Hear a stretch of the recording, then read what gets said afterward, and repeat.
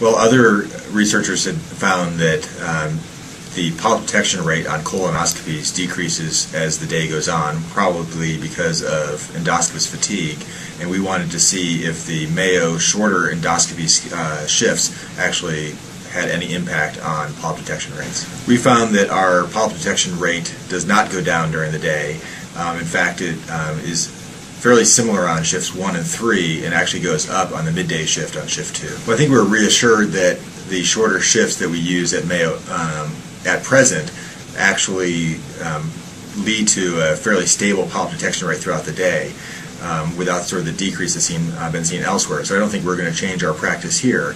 There certainly is room to do further analysis to try to figure out what other factors, including factors that we haven't accounted for, contribute to polyp detection rates. Colonoscopy remains a very important exam. It's certainly the key tool we have at present to screen for colon cancer, which is the second leading cause of cancer death. So certainly colonoscopy is important.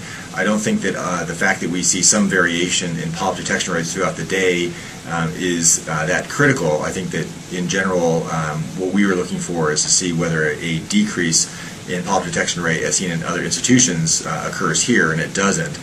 So I don't think that the patients need to be concerned about what time of day they have their colonoscopies.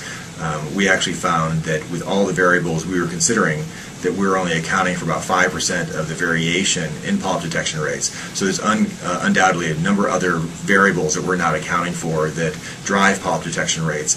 And I think that the more important thing is that patients get screened, not what time of day they get screened.